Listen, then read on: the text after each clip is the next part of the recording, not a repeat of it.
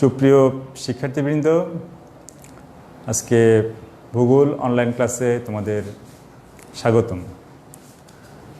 আমরা আজকে যে বিষয়টি নিয়ে আলোচনা করব তা হচ্ছে তোমাদের ভূগোল দ্বিতীয় পত্র। তার আগে আমি একটু রিক্যাপ করে নিই।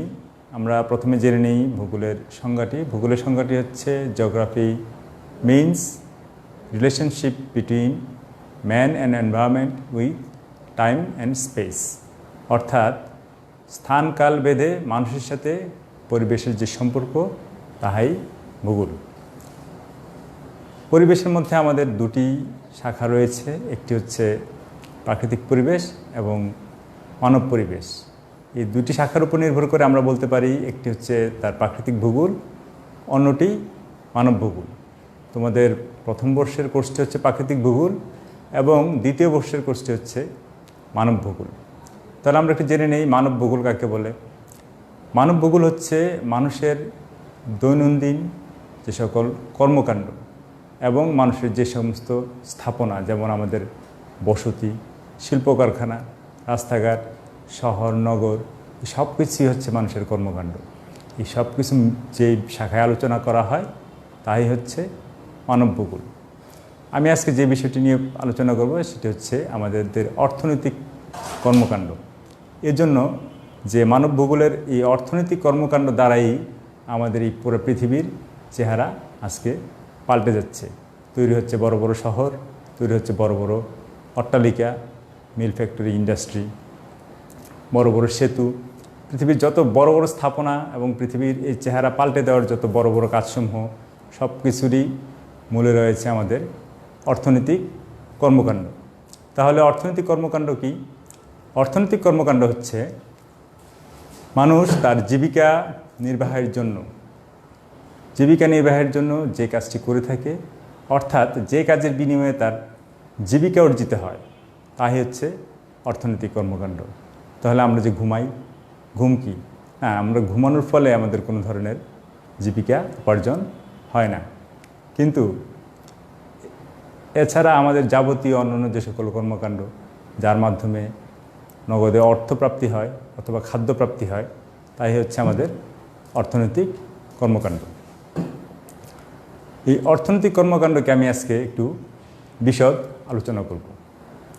আমরা প্রথমেই দেখব যে অর্থনৈতিক কর্মকাণ্ডের শুরুটা কোনটা। শুরুটা হচ্ছে আমাদের প্রাইমারি ইকোনমিক অ্যাক্টিভিটিস বা প্রথম পর্যায়ের অর্থনৈতিক কর্মকাণ্ড। আমি একটু বোর্ডে একটু লিখে দিচ্ছি যেন একটা খেয়াল থাকে। হচ্ছে প্রথম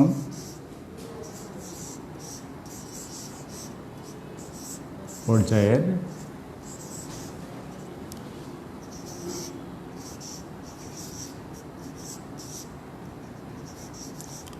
অর্থনৈতিক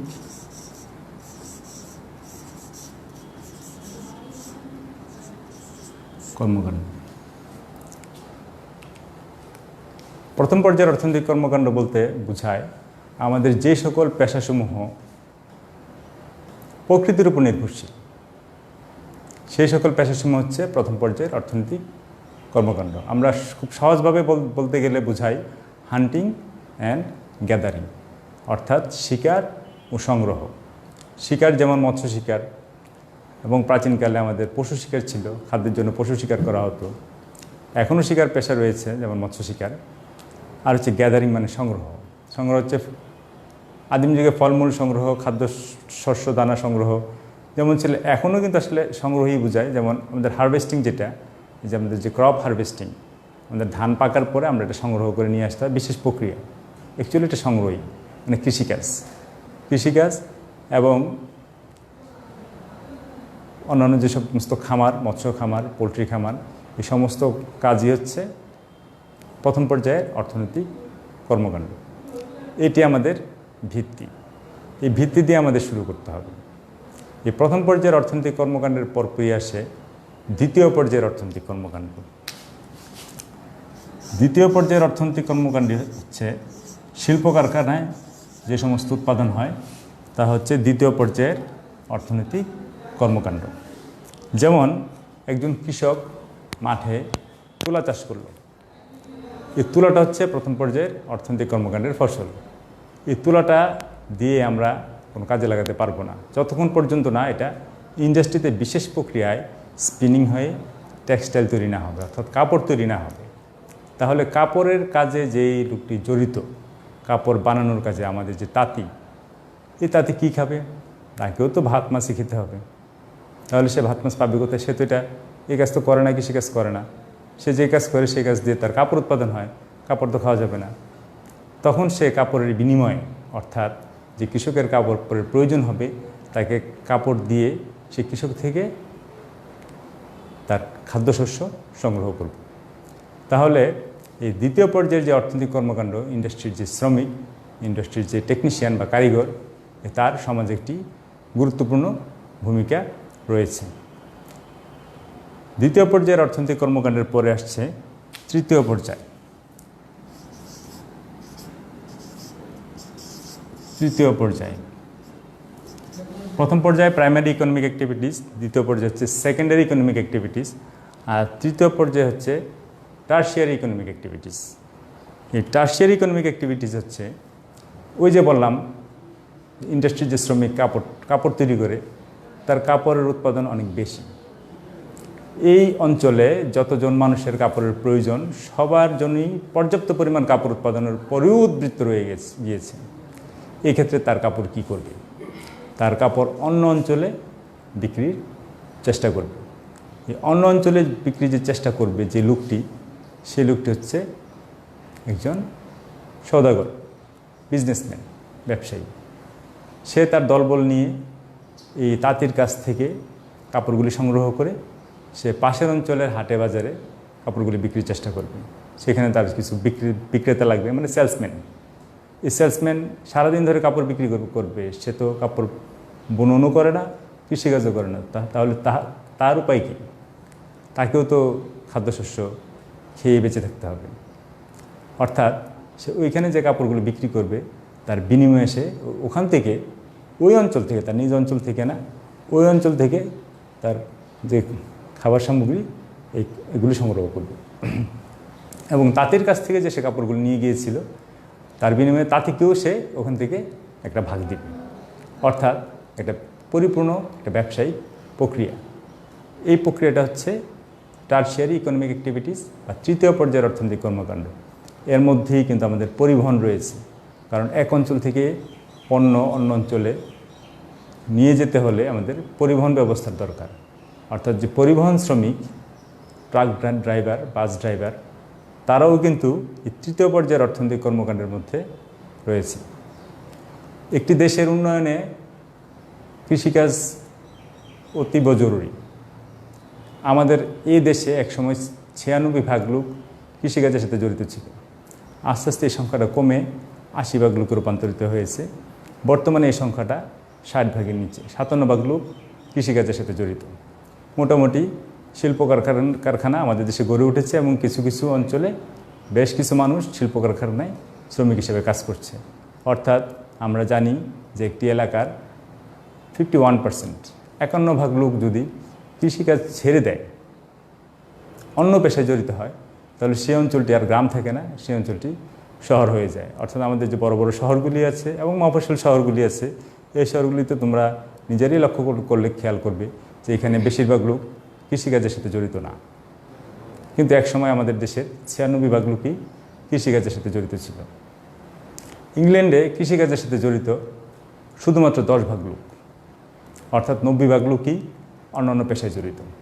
অর্থাৎ একটি দেশের ডেভেলপমেন্টের জন্য কৃষিকাজের যে পরবর্তী ধাপ, দ্বিতীয় পর্যায়ের অর্থনৈতিক কর্মকাণ্ড মানে ইন্ডাস্ট্রি গড়ে উঠতে হবে এবং তার পরবর্তী সময়ে বিশ্বব্যাপী বাণিজ্যের যে প্রসার সেটি ঘটাতে হবে। অর্থাৎ তৃতীয় পর্যায়ের অর্থনৈতিক কর্মকাণ্ড আমাদের প্রয়োজন। এখানেই শেষ নয়, আরেকটি রয়েছে যেটিকে আমরা বলি চতুর্থ পর্যায়ের অর্থনৈতিক কর্মকাণ্ড বা কোয়াটারনারি ইকোনমিক অ্যাক্টিভিটিস। ডেভেলপমেন্টের জন্য প্রথম পর্যায়ে, দ্বিতীয় পর্যায়ে, তৃতীয় পর্যায়ে যথেষ্ট। কিন্তু আমরা কি সভ্য? আমরা কিন্তু সভ্য না। ধরো একজনের চুল খুব বড় বড়, হাতের নখ বড় বড়, তার জামা যেটা গায়ে দিল তার মধ্যে কোনো ডিজাইন নেই, কোনো ফ্যাশন নেই।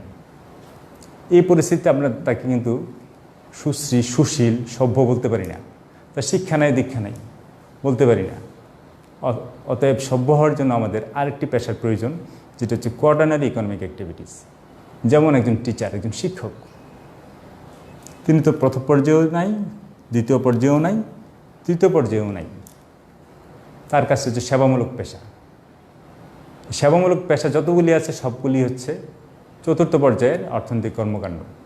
মসজিদের ইমাম, পুরোহিত, তারাও চতুর্থ পর্যায়ের। ইভেন যে বাবুর্চি, সেটাও কিন্তু চতুর্থ পর্যায়ের অর্থনৈতিক কর্মকাণ্ড। সেলুনের নাপিত, বিউটি পার্লারের বিউটিশিয়ান, এরা সেবামূলক পেশায় জড়িত।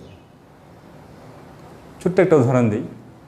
এই শহরে, একটা মফস্বল শহরে, তুমি খুব ভালো একটি ডিশ, মাছ ভাত, সর্বোচ্চ কত টাকা নিতে পারে?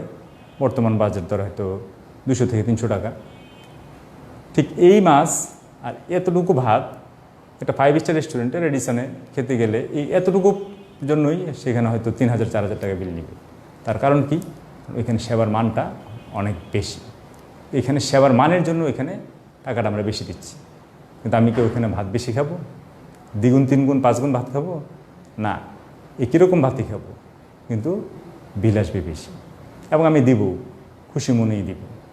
এটা হচ্ছে সেবামূলক পেশা। সেবার মান যদি বেশি ভালো হয়, সেখানে তার মূল্যও বেশি হয়।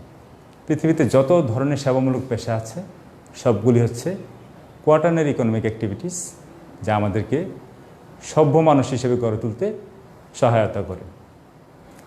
তারপরেও আরও একটি পেশা রয়েছে, যেটিকে আমরা বলি কুইনারি ইকোনমিক অ্যাক্টিভিটিস বা পঞ্চম মাত্রার অর্থনৈতিক কর্মকাণ্ড। আমি এখানে চতুর্থটা লিখে রাখি। আর হচ্ছে পঞ্চম পর্যায়ের অর্থনৈতিক কর্মকাণ্ড, কুইনারি ইকোনমিক অ্যাক্টিভিটিস। তোমরা এই বয়সে অনেকেই হয়তো হুমায়ুন আহমেদের 2-1টি বই পড়েছে। হুমায়ুন আহমেদের বই এখনও তোমাদের এই বয়সে ভালো লাগে, 2-1টি কিনতেও পারো। তিনি কি বেঁচে আছেন? না, তিনি বেঁচে নেই। তোমরা যে ওনার বই কিনো, তার যে লয়ালিটির যে টাকা, মানে সত্যের যে টাকা, এই টাকা তার পরিবারের কোনো একজন সদস্য পেয়ে থাকে। অন্য যে কোনো ধরনের প্রথম, দ্বিতীয়, তৃতীয়, চতুর্থ যে কোনো ধরনের অর্থনৈতিক কর্মকাণ্ডে যিনি জীবিত আছেন এবং যিনি কর্ম করেন, তিনি অর্থ উপার্জন করেন। একমাত্র পঞ্চম পর্যায়ের অর্থনৈতিক কর্মকাণ্ডে তিনি জীবিত না থাকলেও অর্থ উপার্জন হয়।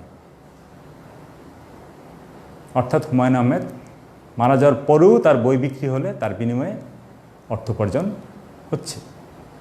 এটি হচ্ছে পঞ্চম পর্যায়ের অর্থনৈতিক কর্মকাণ্ড। অর্থাৎ লেখক, কোনো বিজ্ঞানী, তার যে আবিষ্কার, যেমন একটা ওষুধ আবিষ্কার করলো, বিজ্ঞানী মারা গেল, এই ওষুধটা কিন্তু বাজারে চলছে এবং তার বিনিময়ে কিন্তু অর্থ উপার্জন হচ্ছে, যেটা তার পরিবারের সদস্যরা পেয়ে যাচ্ছেন। কিংবা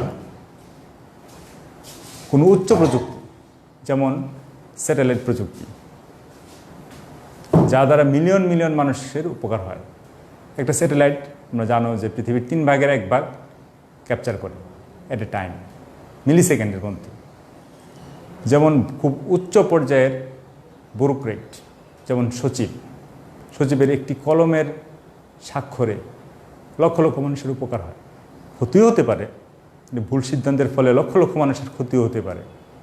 অর্থাৎ যে সমস্ত পেশা দীর্ঘদিন ব্যাপী, 100-200 বছর ব্যাপী তার প্রভাব পড়ে, কিংবা যে পেশার দ্বারা মিলিয়ন মিলিয়ন মানুষের উপকার হয়, সেই পেশাগুলি হচ্ছে পঞ্চম পর্যায়ের অর্থনৈতিক কর্মকাণ্ড। মার্কিন যুক্তরাষ্ট্রে এই পঞ্চম পর্যায়ের অর্থনৈতিক কর্মকাণ্ড কারণে ওদের দেশের এতটা উন্নয়ন, এবং এরা ভবিষ্যতে অনেকদিন টিকে থাকবে বলে ধারণা করা হয়। বিশেষ করে ওদের বিশ্ববিদ্যালয়সমূহ, যেখানে প্রচুর গবেষণা হচ্ছে, এবং এই গবেষণাগুলির যে ফলাফল, এই ফলাফলগুলি দ্বারা এরা পরবর্তী আরও অনেক দিন হয়তো শীর্ষ অবস্থায় থাকতে পারবে। এই কথাটা শুধু আমরা বিশ্বাসই করি না, এই কথাটা আমরা চতুর্দিকে শুনতেও পাই, এবং নোবেল বিজয়ী অর্থনীতিবিদ অমর্ত্য সেনও একই কথাই বলেছেন যে আমেরিকা টিকে থাকার পিছনে এর বড় কারণ হচ্ছে ওদের বিশ্ববিদ্যালয়, অর্থাৎ গবেষণা। মানে ওদের যে ওখানকার সায়েন্টিস্টরা আছেন, বিজ্ঞানীগণ আছেন, অধ্যাপকরা আছেন, তারা পঞ্চম পর্যায়ের অর্থনৈতিক কর্মকাণ্ডের সাথে জড়িত। আমি ছোট্ট একটি উদাহরণ দিই।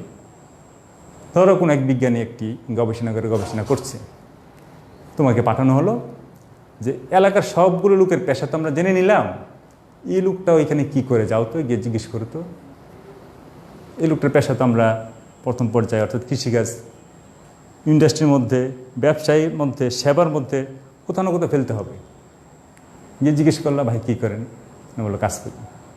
কী কাজ করেন? গবেষণা করি। বোঝা যাচ্ছে না কী ব্যাপার।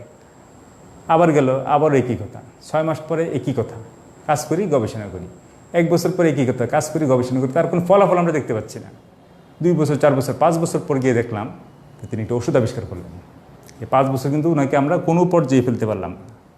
5 বছর পরে যখন জানলাম যে উনি একটি ওষুধ আবিষ্কার করলেন এবং এই ওষুধের ফলে গ্রামের সবাই উপকৃত হচ্ছে, তখন বুঝলাম যে ওনার এটা হচ্ছে পঞ্চম পর্যায়ের অর্থনৈতিক কর্মকাণ্ড। অর্থাৎ দীর্ঘদিন ব্যাপী ওনার কোনো পেশা আমরা খুঁজেই পাই নাই। খুঁজে পেয়েছি তো কখন? যখন উনি ওনার গবেষণার ফলাফল নিয়ে আমাদের সামনে হাজির হয়েছেন। এই হচ্ছে আমাদের অর্থনৈতিক কর্মকাণ্ড। এটা এই জন্য বললাম যে মানব ভূগোলে প্রতিটা অধ্যায় ঠিক এভাবেই সাজানো। মানব ভূগোলের প্রথম অধ্যায়ের পরবর্তী যে অধ্যায়, কৃষি প্রথম পর্যায়ের অর্থনৈতিক কর্মকাণ্ড, শিল্প দ্বিতীয় পর্যায়ের অর্থনৈতিক কর্মকাণ্ড, বাণিজ্য তৃতীয় পর্যায়ের অর্থনৈতিক কর্মকাণ্ড, পরিবহন ও যোগাযোগ তৃতীয় পর্যায়ের অর্থনৈতিক কর্মকাণ্ড, এবং পরিশেষে চতুর্থ পর্যায়ের অর্থনৈতিক কর্মকাণ্ড নিয়ে তোমাদের এখানে আলোচনা নেই, কিন্তু প্রতিটা অধ্যায় এই 3টা প্রথম পর্যায়ে, দ্বিতীয় পর্যায়ে, তৃতীয় পর্যায়ের অর্থনৈতিক কর্মকাণ্ড দিয়ে সাজানো। এখন তোমাদের এই দ্বিতীয় বর্ষের মানব ভূগোল বইটি যদি তোমরা শুরু থেকে পড়ার চেষ্টা করো, দেখবে যে এভাবেই সাজানো আছে এবং আশা করি তোমরা নিজেরা এগুলো পড়তে পারবে। পরবর্তী ক্লাসে আমি তোমাদের এই বিষয়গুলো নিয়ে আরও বিশদ আলোচনায় নিয়ে আসব। আজকের মতো এখানে বিদায় নিচ্ছি। ঘরে থাকো, সুস্থ থাকো। আল্লাহ হাফিজ।